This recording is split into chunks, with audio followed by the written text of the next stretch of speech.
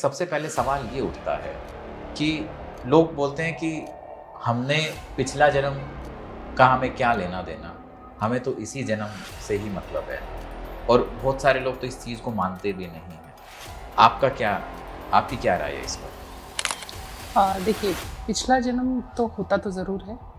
कुछ कर्मा जो आप पीछे से करके आए हैं, अभी जो लाइफ में आपके इस टाइम में प्रेज़ेंट में जो रनिंग आपके साथ हो रहा है, ये आपने कुछ तो किया है, उसी का है पता तो अगर हम यूनिवर्स। रिलेशन वाइज देखें, हुँ। तो कौन-कौन से ऐसे रिलेशन हैं जो हमारे कनेक्टेड करते हैं हमारी पास्ट लाइफ से? देखिए, इसमें ब्रदर एंड सिस्टर भी आएँगे, हस्बैंड वाइफ तो हैं ही, पेरेंट्स हैं ही, इन-लॉज़ भी हैं। कई बार ऐसा देखा जाता है कि कुछ लोगों की लाइफ के अंदर ना पैटर्न रिपीट होते हैं। चाहे वो हुँ, फाइनेंशियल पैटर्न हो सकते हैं या फिर वो रिलेशनशिप पैटर्न होते हैं। हुँ। तो ये रिपीट क्यों होते हैं? वो रिपीट इसलिए हो रहे हैं क्योंकि यूनिवर्स आपको बार-बार जो है ना, वो चीज़ें जो है ना, आप अगर किसी चीज़ को बार-बार एक ही गलती को हम किए जा रहे हैं, हम सुधार नहीं कर रहे हैं, तो बार-बार जो है यूनिवर्स आपको याद दिलाने के लिए उसी चीज़ों को आपको सामने लेकर के आता है। नमस्कार दोस्तों, मैं समस्त प्रभु भक्ति के एक नई वीडियो में आपका स्वागत करता हूँ। दोस्तों, कई बार हम किसी से मिलते हैं तो ऐसा लगता है कि पहले भी कहीं न कहीं कुछ कनेक्शन है, पहले भी मिले हुए हैं, या किसी से मिलके हमें बहुत अच्छा लगता है। या हमारी लाइफ में कोई ऐसे इंसिडेंट्स होते हैं या कोई ऐसे दर्द होते हैं जो पता नहीं उनका रीज़न क्या है, लेकिन हमें हमारे सामने बार-बार आ जाते हैं। कुछ ऐसे पैटर्न्स आ जाते हैं। इनके पीछे का कनेक्शन क्या है? क्या हमारा जो जन्म है, क्या हमारा जो जीवन है, क्या इसी जन्म तक सीमित है? या फिर वो जन्म-जन्मांतर की कहानी है? आज का पॉडकास्ट बेहद फैसिनेटिंग, इंटरेस्टिंग और मिस्टीरियस रहने वाला है, क्योंकि आज हम बात करेंगे पास्ट लाइफ के बारे में। कुछ ऐसे इंटरेस्टिंग स्टोरीज़ जो आप सुनकर हैरान रह जाएँगे।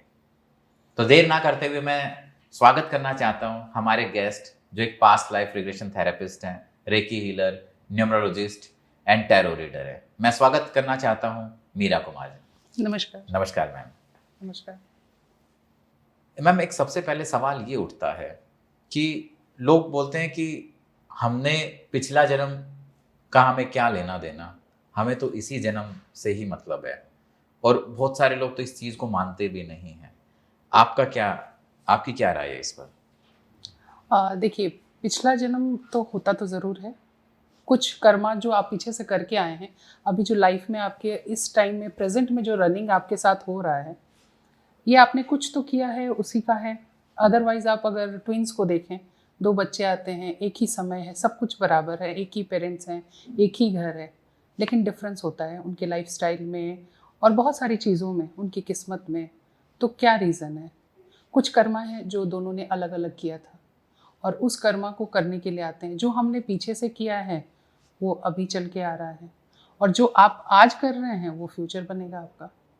हमारे सनातन में भी पास्ट लाइफ के बारे में काफ़ी सारी चीज़ें बताई गई हैं। बिल्कुल, आप सबसे बड़ा एग्ज़ाम्पल ले सकते हैं भगवान कृष्ण को कि जब वो राम के रूप में थे, तो उन्होंने बाली का छिप के वध किया और कहीं न कहीं उनके ऊपर वो एक कर्ज था और जब वो कृष्ण के रूप में आए और उनको जाना था, तो वो बाली जो है, ज़रा बहेली के रूप में उन्होंने उनके ऊपर तीर चलाया, तो हिसाब बराबर हो गया।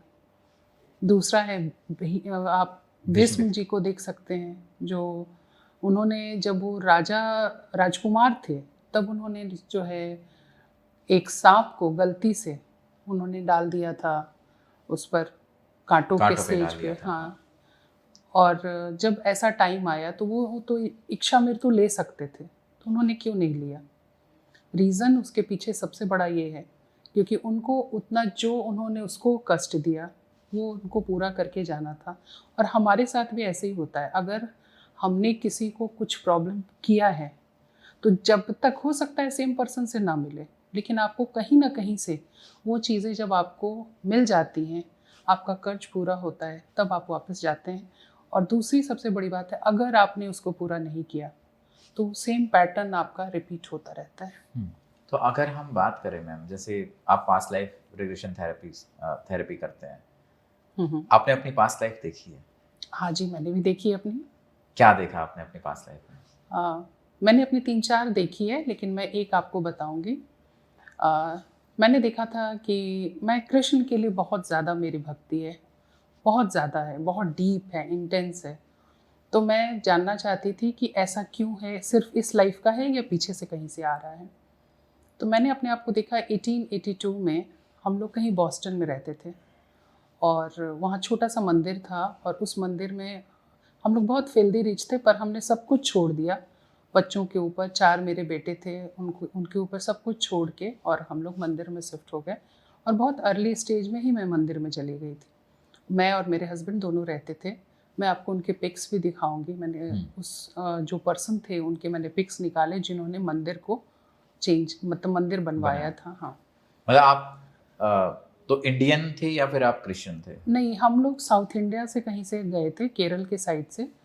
और वहाँ पर हम लोगों ने चारों बच्चों को छोड़ के मंदिर में शिफ्ट होने के बाद भजन कीर्तन करने लगे। बाद में जो है अभी जब मेरा रिग्रेशन हुआ लाइफ का, तो मैंने उसमें देखा कि 1902 में मेरी डेथ हुई और उस मंदिर को जो है करीब 1976 के आसपास प्रभुपाद जी ने इसमें बदल दिया, वो इस्कॉन में। वही वाला मंदिर था जो सेम आपने मंदिर। उसमें?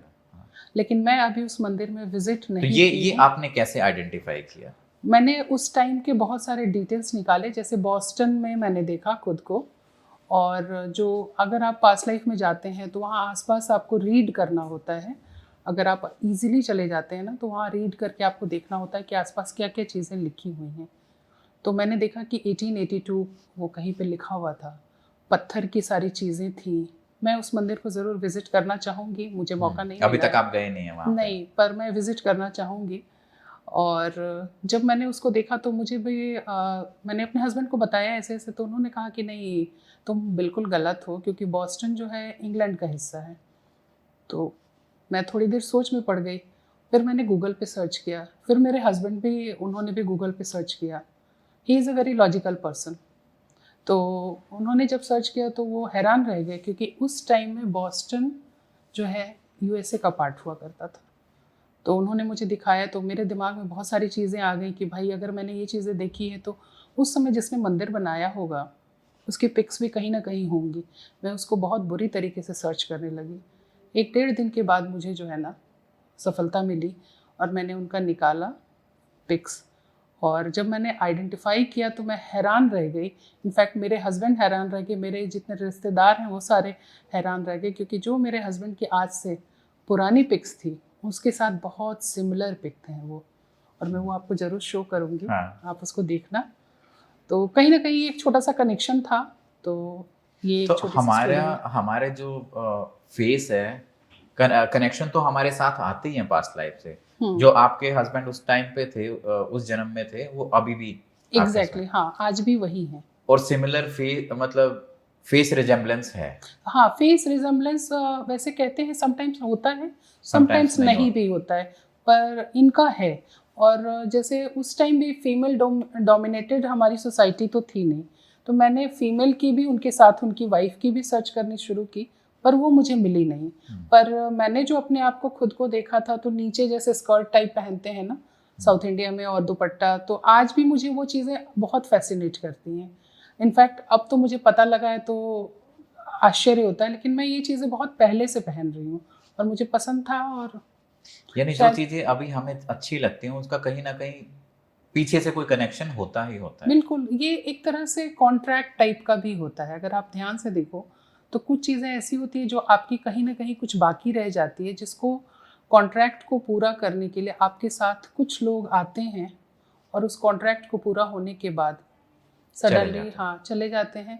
या कभी कभी आप देखोगे कि कुछ ऐसे दोस्त बनते हैं जो आपके साथ एक टाइम के लिए बहुत अच्छे रहेंगे और कुछ टाइम के बाद वो डिसअपेयर हो जाते हैं आपकी लाइफ से। क्यों होता है ऐसा? उसका रीज़न है कि उनका कॉन्ट्रैक्ट जहाँ तक था ना उन्होंने किया आपको पुशअप करके, और उनकी लाइफ अगर बची हुई तो वो अपनी लाइफ में चले गए और आप अपनी लाइफ में बिल्कुल, आपको फील ही नहीं होगा क्योंकि उनकी पास्ट कमी। लाइफ में आपने कुछ ऐसा उनके साथ में किया हाँ होगा, चाहे अच्छा किया हो या बुरा किया हो। हाँ, एक्चुअली ऐसा है ना कि जब हम वापस जब यूनिवर्स से आते हैं ना, तो यूनिवर्स से आने से पहले हम लोगों से पूछा जाता है कि आप अभी जा रहे हो, तो आपको अपना कर्मा याद दिलाया जाता है कि आपका ये कर्मा है, आपको इतना जाके पूरा करना है। वो कॉन्ट्रैक्ट होता है। ये कौन याद दिलाता है? जो वहाँ की एनर्जीज है ना, वो हाँ। एनर्जीज आपको याद दिलाती है। जैसे बोलते हैं कि यमराज चित्रगुप्त ऐसे बैठे होते, क्या ये स्टोरी सच है? देखिए वैसा तो नहीं होता है, लेकिन वहाँ पर लोगों ने लाइट्स बहुत देखी हैं। मैं भी जिनको PLR में जब लेके जाती हूँ तो उन्होंने लाइट्स देखी है, उसको डिस्क्राइब किया और उसी के बेसिस पे सारी बुक्स आई हैं। हम्म, तो सारी चीज़ें हैं, एविडेंस है कि भाई उन्होंने देखा, और एक पर्सन पर कोई बुक नहीं लिखता। बहुत सारे एविडेंस हैं जिन्होंने फील किया, जिन उनके हिसाब से उस एनर्जीज को पूरा डिस्क्राइब किया गया है। तो जब आप वहाँ से आते हो तो आपका कर्मा लेकर के आप आते हो। कर्मा ये होता है कि आप जब वहाँ से आए तो आपको क्या क्या चीज़ें हैं जो यहाँ पर आपको पूरा करना है, और आपको काट करके वापस, कर्मा को काट करके वापस उस एनर्जीज में हमें जाना है।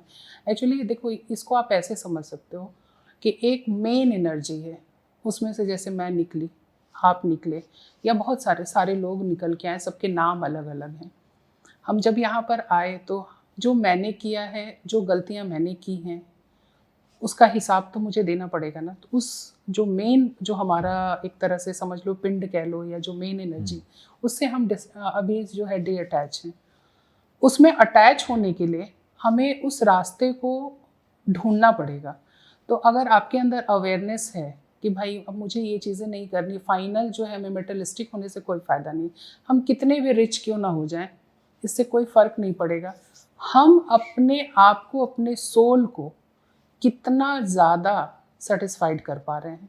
और सोल सेटिस्फैक्शन पैसों से नहीं होता है, नहीं तो सारे रिच पर्सन है ना, वो बहुत खुश रहते दुनिया में। सोल सेटिस्फैक्शन तब होता है जब आप किसी दूसरे के लिए कुछ करते हो, वो भी बिना मतलब के, जहाँ आपका कोई मोटिव नहीं है, कोई आपका मतलब नहीं है। फिर वो कॉन्ट्रैक्ट वहाँ पर तय होता है कि आप जा रहे हो, आपका ये चीज़ जो है आपके बाकी हैं। मान लो कि अगला कोई ऐसा पर्सन है जिसको मैंने बहुत प्रॉब्लम किया है, तो उसका कर्ज तो है ना मेरे ऊपर। उसने मुंह से नहीं भी बोला है, लेकिन उसका कर्ज तो आ रहा है। तो उस कर्ज को पूरा करने के लिए मैं आऊँगी, और हो सकता है उस लाइफ में मैं उसकी सारी ज्यादती बर्दाश्त करूँ। ऐसे मेरे पास बहुत सारे क्लाइंट आए अच्छा, हैं। अगर हम थोड़ा केस स्टडीज की बात करें, कुछ ऐसे इंटरेस्टिंग स्टोरीज भी आपने देखी होंगी जो पास्ट लाइफ से कैरी होते हुए यहाँ तक आ रही हैं? हाँ, ऐसी स्टोरीज़ हैं। मैं नाम रिवील नहीं कर सकती हाँ। हूँ, लेकिन एक मेरी मुंबई की क्लाइंट हैं। उनको एक्चुअली ना अस्थमा का बहुत सीवियर प्रॉब्लम था, और वो उनको अस्थमा की वजह से ये होता था, जब मुंबई में बारिश होती थी तो उनको ऑलमोस्ट जो है ना हर टाइम ऑक्सीजन और इसकी ज़रूरत पड़ती थी, और वो बहुत परेशान थी इस वजह से। तो उनको किसी ने बताया कि पास, उन्होंने बहुत सारी चीज़ें की, लेकिन वो परेशान थी कि किसी तरह से मेरी ये प्रॉब्लम्स ख़त्म हो जाएं। तो उनको किसी ने बताया, उन्होंने अपना पास्ट लाइफ को एसेस करने के लिए वो मेरे पास आई। तो जब हम लोग उनके पास्ट में गए तो मैं भी बहुत जान के हैरान रह गई। उनके 3 लाइफ में ये हस्बैंड थी, और जो अभी हस्बैंड हैं वो वाइफ थे। तो उनका जो रिलेशनशिप भी आपस में था वो बहुत स्मूथ नहीं था।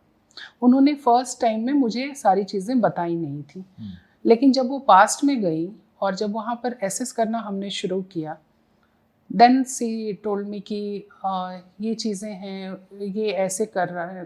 तो मैंने कहा वो कौन है? तो वो मैं हूँ, और मैं अपनी वाइफ को, तो तब मैंने पूछा कि अभी जो है आपके हस्बैंड जो हैं वो मेरे हस्बैंड हैं, लेकिन इस लाइफ में मेरे वाइफ हैं।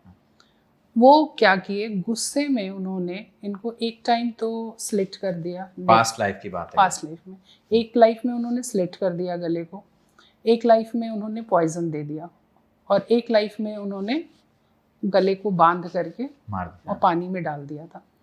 तो 2 टाइम वो पानी में गई। जनरली अस्थमा का जो प्रॉब्लम हमने देखा है ना पास्ट लाइफ में, मोस्टली जो रूट कॉज होता है वो इस टाइप का ही आता है। फिर हम लोगों ने वहाँ पर, जब हम उनको एसेस मैंने किया, फिर वहाँ पर एसेस करने के बाद हील किया, और उस टाइम में रेकी का भी यूज़ किया। रेकी सिंबल से मैंने उनको हील किया। हीलिंग के बाद अब सब कुछ उनका तो नॉर्मल। ये हीलिंग कितनी इफेक्टिव है? क्योंकि जनरली ऐसा लगता है ना, अगर हम मेडिकल पर्सपेक्टिव से इसको देखें तो ऐसा लगता है ना कि ये तो फिर कहीं ना कहीं बॉडी में कुछ प्रॉब्लम है, इस वजह से ये चीज़ें आई हैं, तो उसको पास्ट लाइफ से कैसे हील कर सकते हैं हम? देखिए ऐसी चीज़ें हैं ना, जैसे आप बात बिल्कुल आपका करेक्ट क्वेश्चन है। देखिए बात ऐसी होती है कि हमने चक्रास को नहीं देखा, किसी ने भी नहीं देखा है, लेकिन चक्रास होते तो हैं और हमारे पूरी बॉडी को, सोल को वही चला रहे हैं। सेम इसमें ऐसा है, मेडिसिन के लिए हम मना नहीं करते उनको कि आप मेडिसिन मत खाओ, लेकिन कुछ ऐसी चीज़ें होती हैं, जो कुछ ऐसे इमोशंस पास्ट में रह जाते हैं जो इस लाइफ में आपको प्रॉब्लम करते हैं, और ये फैक्ट हमको मानना पड़ेगा। उसका आपको मेडिकल से कोई लेना देना नहीं। आप दवा खाते रहेंगे तो दवा आप खा रहे हैं तो आपका जो ऑलमोस्ट जो फर्स्ट लेयर है उसको आप सेटिस्फाइड कर रहे हैं। लेकिन अगर आपको रूट कॉज पे जाना है तो ऑलमोस्ट आपको जो है इस तरह की कुछ एनर्जीज पे काम करना ही पड़ेगा। या तो आप मेडिटेशन करो या चक्रा को हील करो, अपने सोल को सेटिस्फाइड करो। बेसिकली ये है कि आप अपने सोल को अगर सेटिस्फाइड करते हैं, अपनी एनर्जी को अगर सेटिस्फाइड करते हैं, तो बहुत सारी चीज़ें ईजिली हो जाती हैं। तो पास्ट लाइफ में हम लोग यही काम करते हैं कि उनके ऑलमोस्ट उस एनर्जी लेवल को हम सेटिस्फाइड करते हैं। वहाँ पर जैसे हमने हील किया तो हीलिंग के बाद उनको काफ़ी रिलैक्सेशन होता है। और ऐसे जैसे इसमें स्पॉन्डिलाइटिस में भी मैंने देखा है कि स्पॉन्डिलाइटिस के भी मेरे पास पेशेंट्स आए हैं, तो उनका भी मैंने देखा है कि सेटिस्फैक्शन उनको हुआ है। जबकि मेडिसिन आप खाओगे तो थोड़ी देर के लिए आपको रिलैक्स आप हो जाओगे, पेन ख़त्म हो जाएगा, लेकिन उसके बाद जो है वो प्रॉब्लम जो है परसिस्टेंट रहता है। लेकिन जब मैंने स्पॉन्डिलाइटिस के लिए भी किया है तो ऑलमोस्ट, क्योंकि हम लोग रूट कॉज पे जा करके उस एनर्जी पे काम करते हैं। लेकिन ऐसा है कि इसमें भी है, जैसे जो काइनेस्थेटिक हैं वो आपको पास्ट लाइफ में उनके लिए जाना थोड़ा मुश्किल होता है। काइनेस्थेटिक उसका थोड़ा सा डिटेल में अगर आप बताओ। हाँ, काइनेस्थेटिक वो होते हैं जैसे उनको हम लोग जब भी पास्ट लाइफ का करते हैं तो उसमें विजुलाइज जो कर पाते हैं। विजुलाइज का मतलब हो गया कि जैसे हमने कहा कि भाई वो पानी देखना है आपको, क्योंकि हम नहीं कहते हैं कि जब तक हम उसको कॉन्शियस में लेके जाते हैं तब तक दैट इज़ अ प्रोसेस कि आप कॉन्शियस में आप उसको लेकर के जा रहे हो कॉन्शियस माइंड की तरफ। तो उस समय तक हमें बताना होता है कि भाई ऐसे ऐसे रास्ता है, ये गार्डन है, आप उसमें चलो। तो जो काइनेस्थेटिक हैं उनको कुछ फील नहीं होता है, वो देख भी नहीं पाते, उनको फीलिंग भी नहीं आती है। लेकिन जो नॉर्मल हैं उनको, जो विजुलाइज कर पाते हैं, जो विजनरी हैं, उनको जो है वो सारी चीज़ें फील होती हैं। फील होने का मतलब है कि उनको वो कभी कभी सेंसेशन भी होता है कि जैसे अगर आपने उनको बोला कि सामने पानी है और पैर आप उसमें डालोगे, तो सडनली उनके फिंगर्स मैंने हिलते हुए भी देखे, जैसे कि उनको फील हो रहा है कि ठंड है, पानी ठंडा है या पानी उनके पैर पे लगा है। तो ऐसा चीज़ होता है। अच्छा, कुछ लोगों के जैसे चाइल्ड में अगर ऑटिज्म आता है या ऐसी चीज़ें होती तो ये पास्ट लाइफ का क्या कनेक्शन होता है इसके साथ? देखिए ऑटिज़म का जो है ये इज़ डिफरेंट, ये क्योंकि ऑटिस्टिक बच्चों को आप लेकर के नहीं जा सकते हो। नहीं, जो मतलब किसी पेरेंट्स के अगर कोई बच्चा है वो ऑटिस्टिक है, तो देखिए उस केस में क्या मतलब पेरेंट्स के कुछ कर्मास होंगे या बच्चे के कर्मा होंगे? देखिए जो भी बच्चा इस धरती पे जब आता है ना, तो आने से पहले जो हम कॉन्ट्रैक्ट साइन करते हैं तो हम अपने पेरेंट्स खुद ही चुनते हैं। हमारे पेरेंट्स कौन होंगे, उसका रीज़न ये होता है कि आपके जितने जो भी कर्मास बाकी है ना, आप वहाँ पर पूरा कर सकते हो।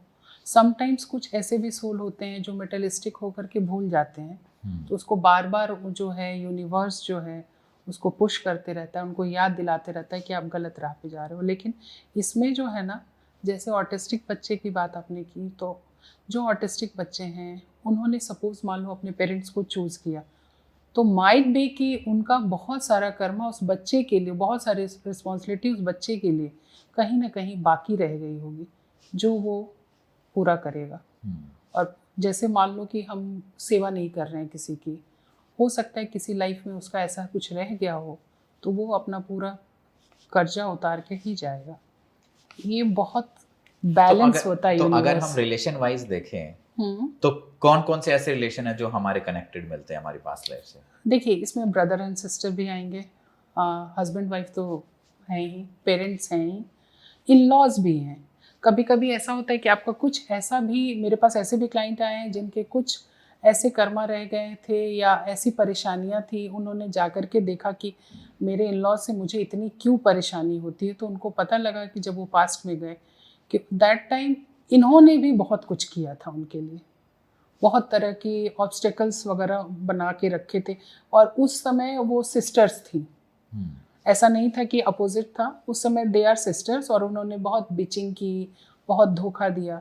तो आपको जो रिलेशन मिला है वो कहाँ से आ रहा है ये कहना बहुत मुश्किल है, लेकिन जो आपके सिर्फ रिलेशन नहीं, आसपास के जो फ्रेंड्स भी बनते हैं, जब आप घर चेंज करते हो, मान लो सपोज कोई टेनेंट है और वो बार बार अपना घर बदल रहा है, तो यूं ही नहीं वो चला जा रहा है कहीं पर भी। बहुत टाइम आप देखोगे आपने सोच लिया है कि पक्का इस मकान को तो मैं ले ही लूँगा, और एन मौके पर पता लगता है कि आप उसको नहीं ले सकते। रीज़न है कि आपका वहाँ से कुछ बंधा ही नहीं है। जब तक वहाँ पर आपका कुछ बंधा हुआ नहीं होगा, वहाँ का कुछ बाकी नहीं होगा, आप वहाँ जा ही नहीं सकते। ये बहुत बड़ा सच है। लोग कितना भी हाथ पैर फैला लें, कितना भी आप पानी में तैर लो, जो नहीं है वो नहीं मिलेगा, जो है वो बहुत ईजिली मिलेगा। अगर हम हस्बैंड वाइफ की बात करें तो मैक्सिमम केसेस में ये आपस में कनेक्टेड होते हैं पास्ट लाइफ से। क्योंकि सबसे ज़्यादा जो है ना उनका ही होता है। हो सकता है कि जैसे एक क्लाइंट है मेरे, वो दोनों हस्बैंड वाइफ आज के लाइफ में हैं, लेकिन एक टाइम में दोनों फ्रेंड थे और दोनों में बहुत सारे डिफरेंसेस थे नेचर वाइज। हाँ। लेकिन फिर भी वो दोनों साथ रहते थे, दोनों को साथ रहना बहुत पसंद था। उन दोनों की अपनी शादी भी हो गई, सब कुछ सेटल डाउन था, लेकिन कभी ना कभी एक उन लोगों को इमोशंस रहता था कि हमें साथ रहना चाहिए था।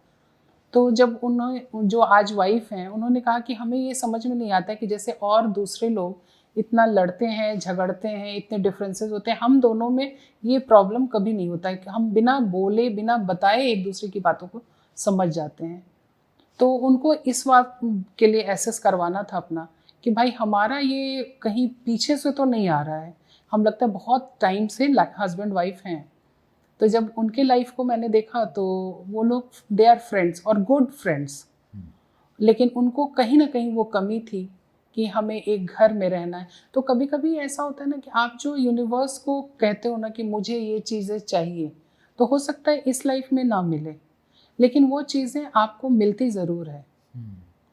आप जो भी वाइब्रेशन से आप यूनिवर्स में छोड़ते हो अपना वाइब्स, वो वाइब्रेशन वापस आती है, जैसे न्यूटन के थर्ड लॉ के हिसाब से। एक मुझे इसमें बहुत इंटरेस्टिंग सी चीज़ याद है, जैसे कई बार हम किसी का नाम लेके वो करते हैं ना कि मुझे अगले जन्म में इसके साथ आना है, पर उस व्यक्ति के कर्म पता नहीं कैसे हो सकता वो पशु योनि में चला जाए। तो आपने देखा होगा ना, समटाइम्स आप जो कुछ ऐसे लोग से भी मिलते हैं हम लोग, जो आप देखोगे बिना मतलब का है, लेकिन उसको लगेगा कि नहीं मुझे कुत्ता ही पालना है, मुझे यही करना है। तो ये हो सकता है, लेकिन जनरली पास्ट लाइफ में अभी तक हमने जितना हम लोगों ने स्टडी किया है उसमें जो है जनरल में हम लोगों ने ह्यूमन ही देखा है। बहुत कम परसेंटेज होता है कि पशु एनिमल से एनिमल्स हो गए या प्लांट हो गए, वो बहुत कम है, वो रेयरेस्ट ऑफ द रेयरेस्ट है।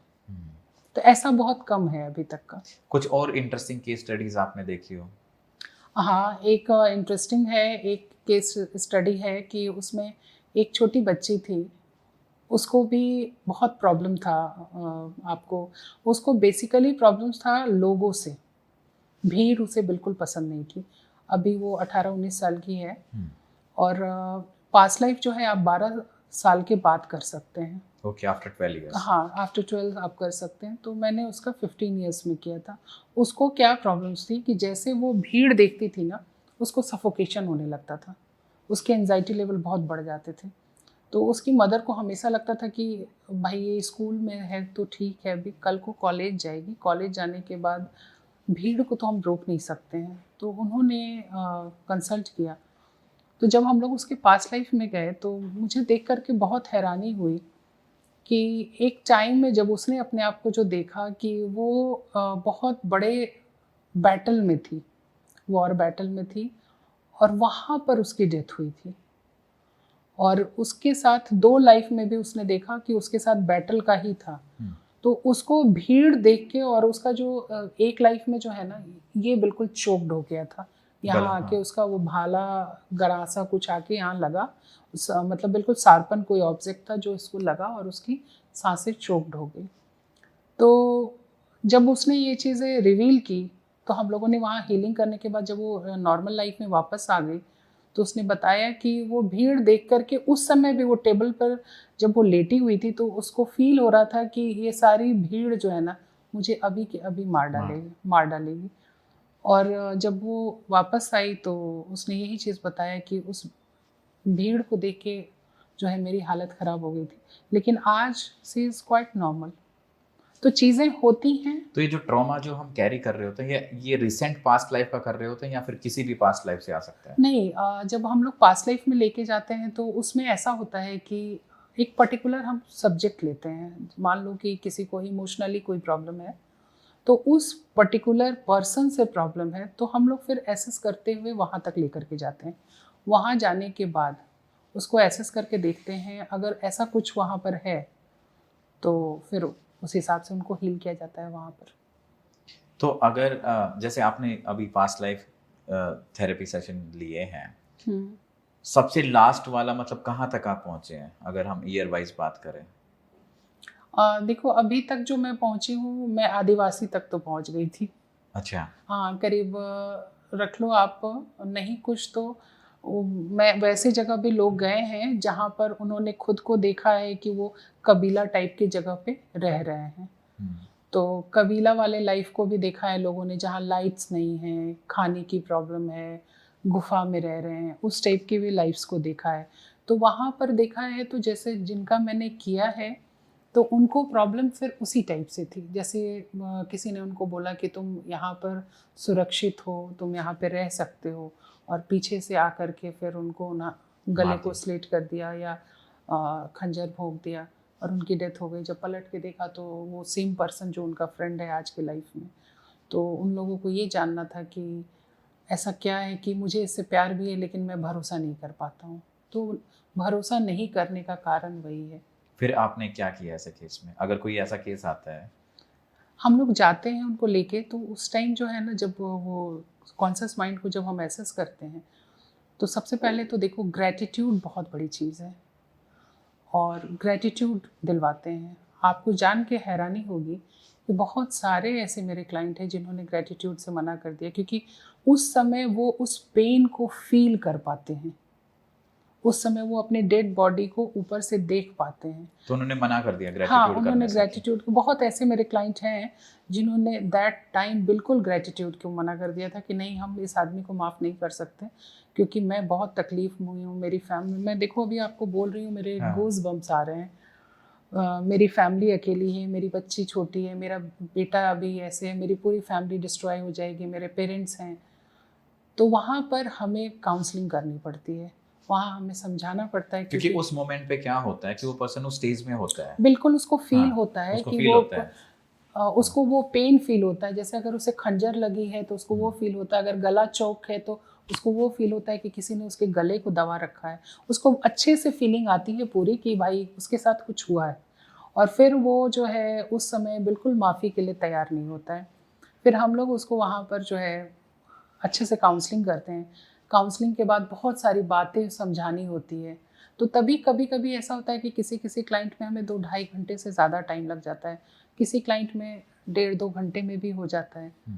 तो जब वो काउंसलिंग करने के बाद जब वो ग्रैटिट्यूड के लिए तैयार होते हैं तो वो ग्रैटिट्यूड करवाने के बाद फिर उनके सोल को हम लोग हील करते हैं, या तो एंजल हील करवाते हैं या फिर खुद से भी हील किया, अगर ज़रूरत पड़ी तो रेकी के सिंबल्स यूज़ किया, और फिर उसके बाद जब वो वापस आते हैं तो फिर बिल्कुल ठीक रहता है। तो ग्रेटिट्यूड ये उसी मोमेंट पे ही होता है, उसी हाँ, लाइफ उनको में दोबारा कहना, जाके, या यहीं उस से ही कह सकते हैं? नहीं नहीं नहीं, जैसे जिस स्टेज में वो रहते हैं ना, तो जब उनके 2-3 लाइफ जब हम लोग देख लेते हैं कि अच्छा ये प्रॉब्लम्स थी, इस प्रॉब्लम, इसकी वजह से ये प्रॉब्लम अभी करंट लाइफ में ये प्रॉब्लम्स चल रही है, तो हम लोग वहाँ पर फिर उनको पहले ग्रेटिट्यूड करवाते हैं कि यहाँ पर आपको उसको माफ़ करना पड़ेगा, आप उसको बिल्कुल ही भूल जाओ, आप उसको जो है जो भी उसने किया गलत किया, लेकिन आपको कैरी नहीं करना, क्योंकि उस बर्डन की वजह से आपके प्रेजेंट लाइफ में भी प्रॉब्लम्स हो रही हैं। तो वो बर्डन जो है अब आपको इस लाइफ में लेकर के नहीं आना है। तो वो सारी चीज़ें, कुछ तो क्लाइंट एक बार में समझ जाते हैं, कुछ क्लाइंट ऐसे कहते हैं कि नहीं, इसने मुझे बहुत तकलीफ़ दिया है, मैं नहीं कर सकता, मेरे से नहीं हो पाएगा, मेरे बच्चों को देखो वो रो रहे हैं, मेरे पेरेंट्स अकेले हैं, वो सारी चीज़ें बोलते हैं उस टाइम में।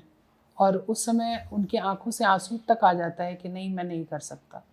लेकिन फिर जब थोड़ी देर काउंसलिंग के बाद वो तैयार होते हैं, इनफैक्ट एक केस में तो ऐसा भी हुआ है कि जो मेरे क्लाइंट हैं उन्होंने ग्रेटिट्यूड किया ही नहीं, और वो बोले नहीं, मैं कर ही नहीं सकता। केस क्या था वो? उनका केस सुसाइड का था।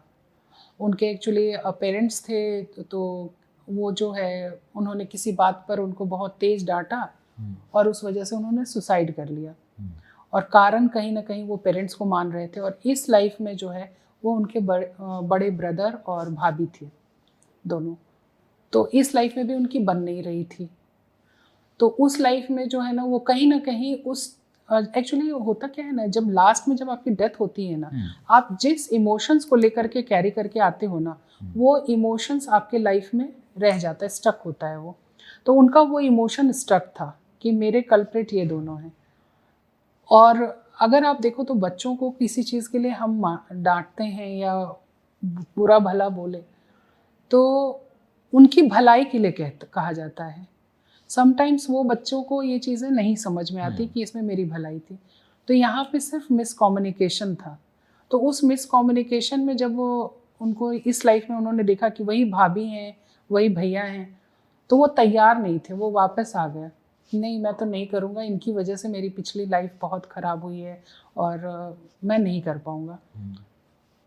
तो हम लोगों ने, मैंने बहुत सारा उनको काउंसिल करने की ज़रूरत समझी, मैंने किया, आफ्टर सेशन भी किया उनकी काउंसलिंग, लेकिन वो तैयार नहीं हुए। वो अकेले आए थे या भैया बाबा के साथ आए थे? नहीं, वो अकेले आए थे। Okay.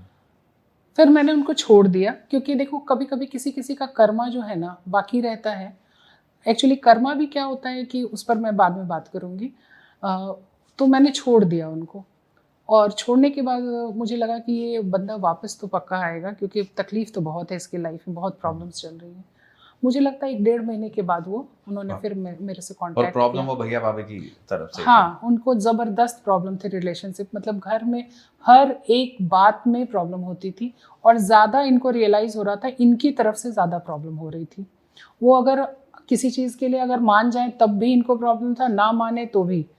मतलब वो पीछे का जो इनका आ रहा था ना, वो किसी भी हिसाब से वो सही नहीं बैठ रहा था। तो वो आए तो उन्होंने मेरे को बोला कि मैम मुझे ना फिर से एक बार पास्ट लाइफ करवानी है। तो मैंने कहा ठीक है, तो ग्रेटिट्यूड तो आपको करना पड़ेगा, तो उसी के लिए आए थे।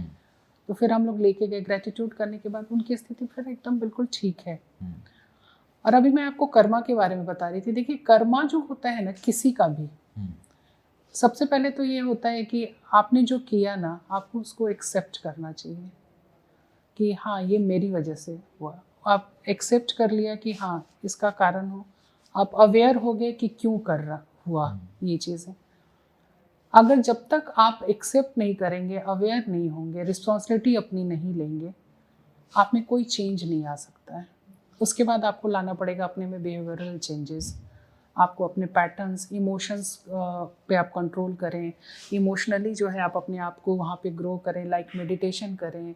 आपको ज़रूरत है तो आप जर्नल लिखें, कुछ ना कुछ आप ऐसा करें, या किसी से बात करें, क्योंकि आजकल बात करना भी बहुत ज़रूरी है। Correct.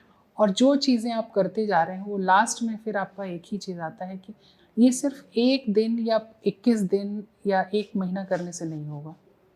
आपको कम से कम ये पैटर्न को रिपीट करना है।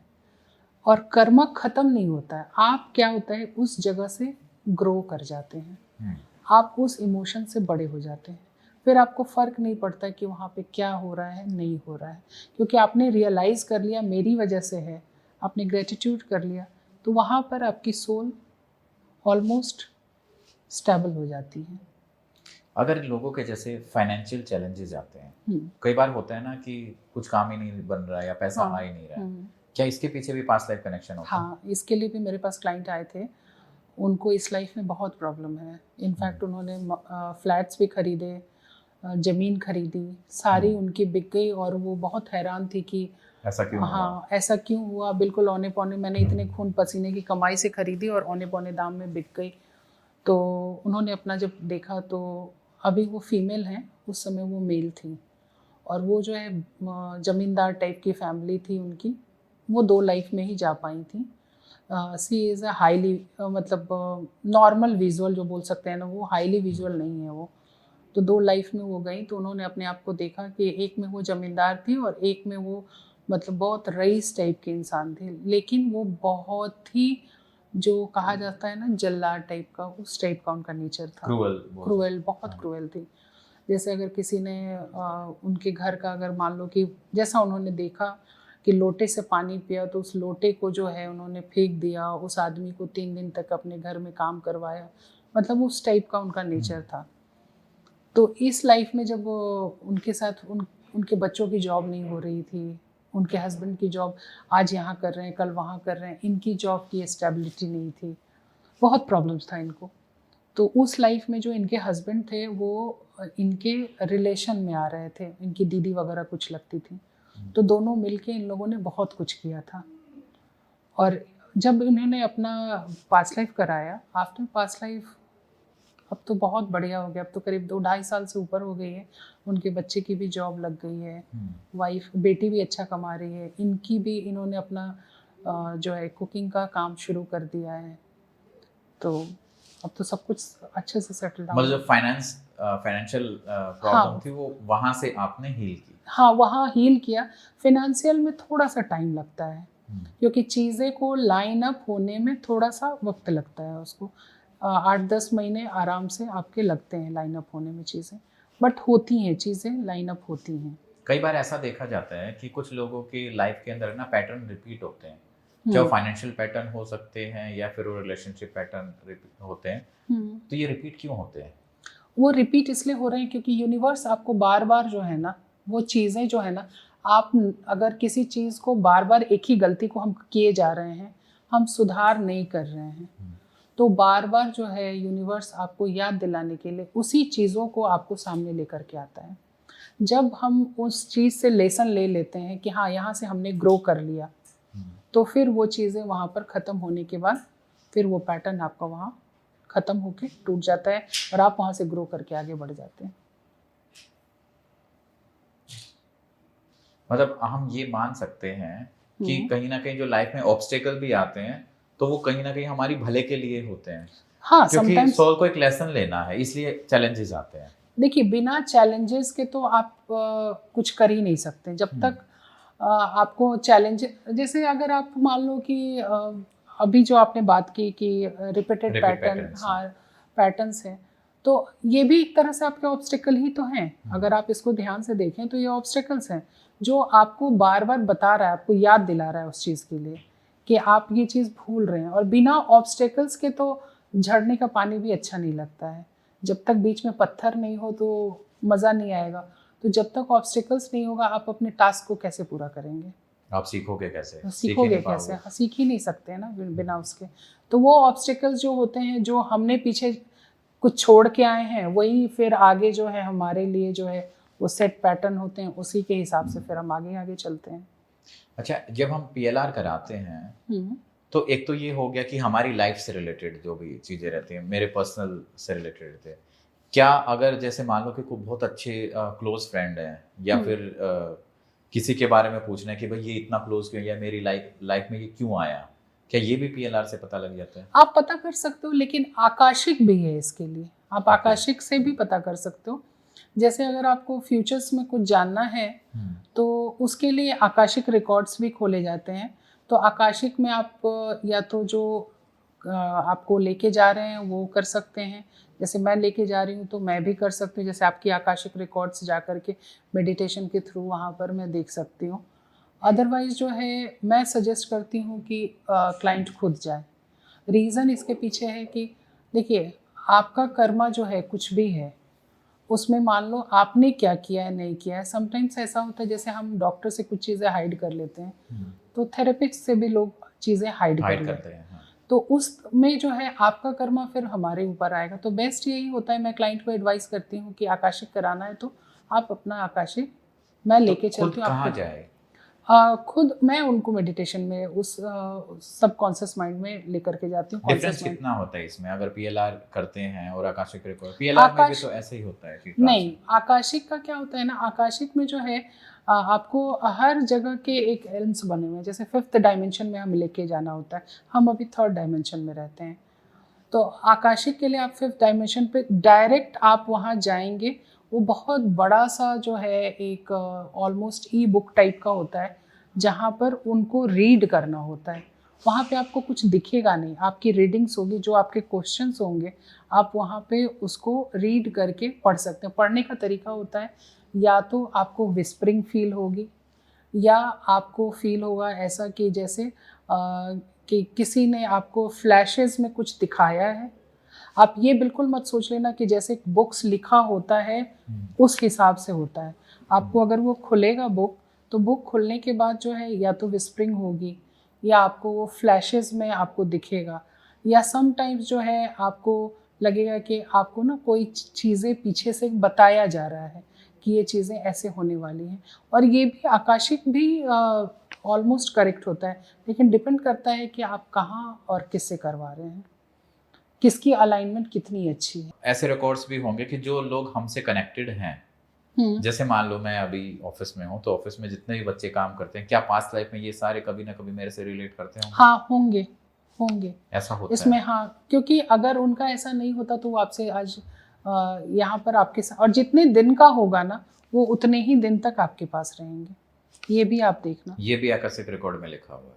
हाँ, आकाशिक के रिकॉर्ड में तो वो जस्ट लाइक भविष्य फल टाइप का। ओके। हाँ, वो उस टाइप का है। एक्यूरेसी कितनी होती है उसकी मैम?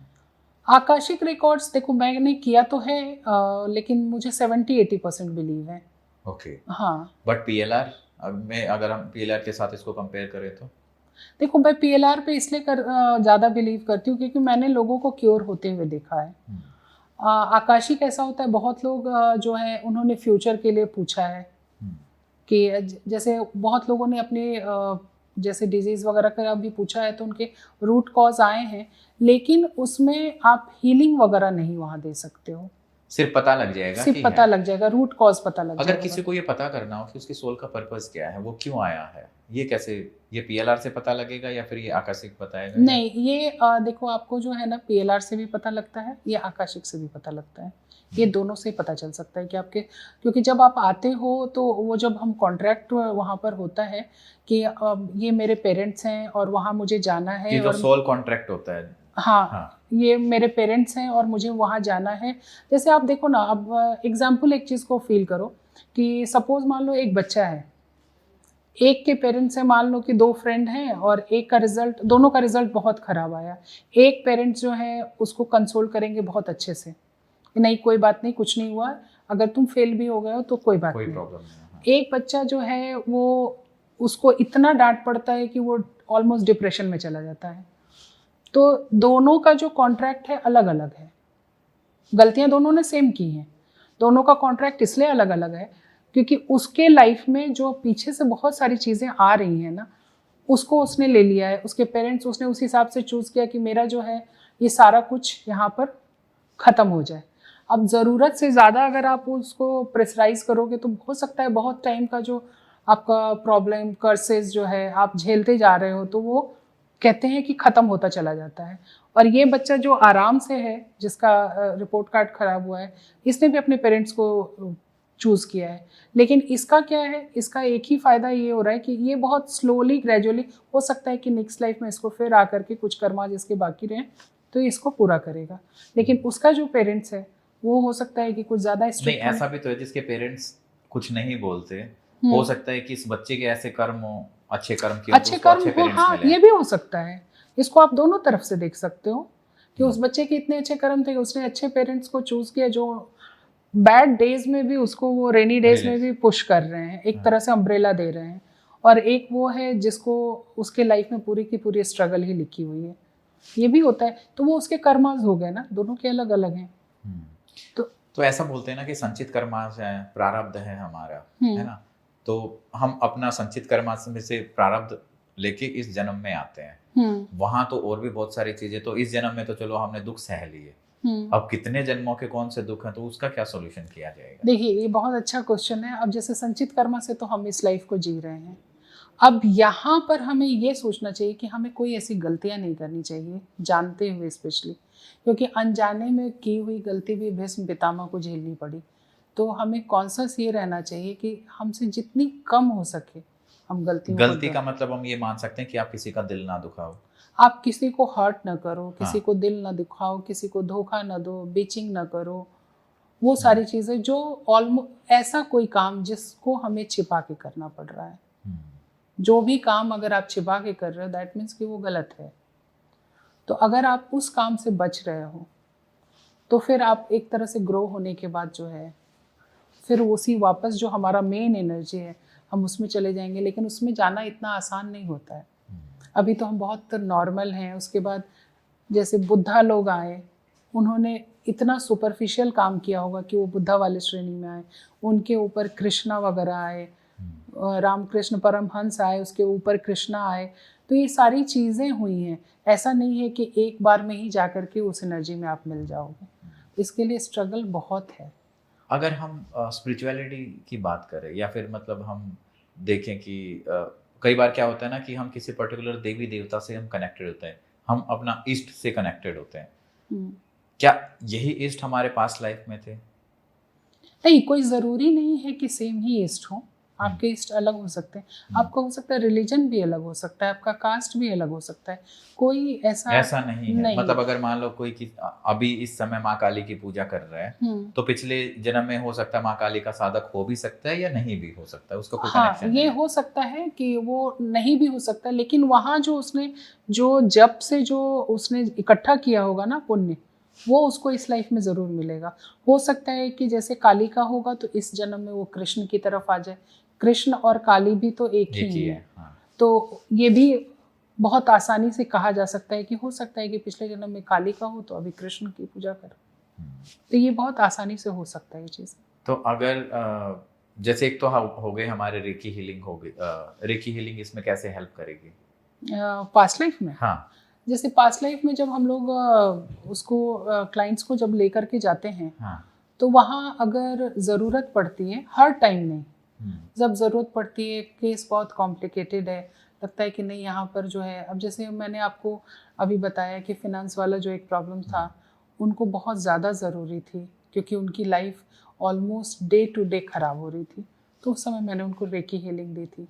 अभी जो मैंने आपको बताया था कि वो जो ये आपने उसी टाइम दी जब वो ट्रांस में थे, तभी हाँ, पूरी बॉडी में मैंने हील किया उनको, और फिर उसके बाद वो सबकॉन्शियस में वापस आए। एक बार मैंने यूज़ किया था जब अस्थमा वाले जो पेशेंट्स थे उनके साथ, और भी एक बच्ची के साथ मैंने किया था, उस टाइम यूज़ किया। तो रेकी हीलिंग जब ज़रूरत होती है तब, हर टाइम नहीं यूज़ करती हूँ। अदरवाइज़ रेकी को आप नॉर्मल आप दे सकते हो, जो नॉर्मल आप रेकी में सबसे अच्छी बात है कि आपको पास में नहीं जाना है। आप इसको बहुत आराम से ऑनलाइन भी दे सकते हो। PLR का भी वही है कि आप इसको ऑनलाइन भी कर सकते हो। आप न्यूमरोलॉजी भी करते हैं मैम, है ना? हाँ जी। तो ऐसा बोलते हैं ना कि नंबर्स जो है वो हमारी डेस्टिनी होता है और कहीं ना कहीं हमारी पूरी पर्सनालिटी होती है। बिल्कुल। और हमारी जो पर्सनालिटी है कहीं ना कहीं हमारी पास्ट लाइफ से भी कनेक्टेड होती है कि हम कैसे होंगे इस जन्म में। तो जिन लोगों की आपने PLR किया, उन लोगों की आपने न्यूमरोलॉजी वाइज भी देखा? जैसे होता है ना, कुछ लोग अगर 8 नंबर होता है जिनका शनि से रिलेटेड, तो बोलते हैं कि लाइफ में काफी स्ट्रगल आते हैं। ऐसी चीजें आपने देखी? हाँ, उसमें भी एक्चुअली देखिए ऐसा होता है कि जो लोसो है और वैदिक है न्यूमरोलॉजी में, तो उसमें जब आपके सैटर्न हर टाइम खराब नहीं होता है, आपके जो एक तो कर्मास तो पीछे से जो आ रहे हैं वो तो आ ही रहे हैं, और वो कहीं ना कहीं रिजम्बलेंस कुछ लोगों का मैंने देखा है, हर का तो नहीं देखी हूँ न्यूमरोलॉजी में, लेकिन कुछ लोगों का देखा है, तो उनका वो पैटर्न ऑलमोस्ट करीब करीब सेम था। न्यूमरोलॉजी का पास्ट लाइफ कनेक्शन भी हो सकता है? हो सकता है ये, इसको अभी मैं बहुत डीप में नहीं गई हूँ इसीलिए मैं ज़्यादा नहीं बोल सकती हूँ, लेकिन मैंने कुछ लोगों का देखा। जैसे टैरो मैं करती हूँ, तो टैरो के पहले मैं न्यूमरोलॉजी से उनके पूरी पर्सनालिटी को रीड कर लेती हूँ कि इनकी पर्सनालिटी का है तो ये प्रॉब्लम्स हो सकती है, ये प्रॉब्लम्स हो सकती हैं, या ये चीज़ें होंगी, तो वो मैं देख लेती हूँ।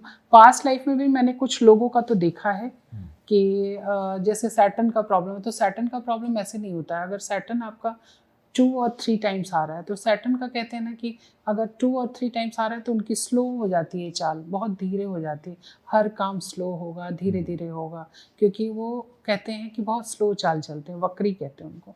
तो इस वजह से जो है जब आप पास्ट लाइफ में किसी के जाते हो और उनका काम बार बार रुक रहा है, तो ऐसे क्लाइंट हैं जिनको मैंने देखा है कि उनका काम रुक रहा था, तो उनका उस समय सैटर्न का भी फेज उनके ऊपर ज़्यादा हावी रहता है। उनका जैसे भाग्यांक में 8 ही आ रहा है, फिर आपको दिशा दशा महादशा से भी आ रहा है, तो उस टाइम में उनको प्रॉब्लम्स आती तो हैं, क्योंकि सैटर्न जो है अगर अच्छा फल देता है तो बुरा भी फल देता है। हाँ, वो बिल्कुल न्याय जो बोलते हैं ना, बिल्कुल न्याय वाला है।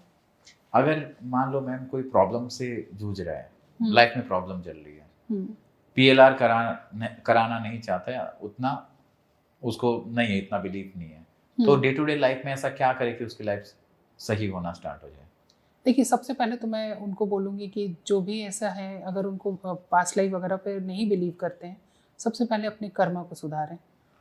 और कर्मा को सुधारने का मतलब ये नहीं है कि सिर्फ मंदिर चले गए और पूजा कर लिया या यज्ञ हवन किया, वो नहीं है। स्पिरिचुअल होने का मतलब भी वो नहीं मानती हूँ मैं। स्पिरिचुअल होने का मतलब है कि आपको सामने वाला का दर्द कितना समझ में आ रहा है, कितना आप उसको फील कर पा रहे हो। आप इमोशनली उससे अटैच रहो नहीं रहो, लेकिन अगर वो दर्द में है तो उस दर्द को आपको फील होना चाहिए। रियल स्पिरिचुअलिटी वही है मेरे हिसाब से।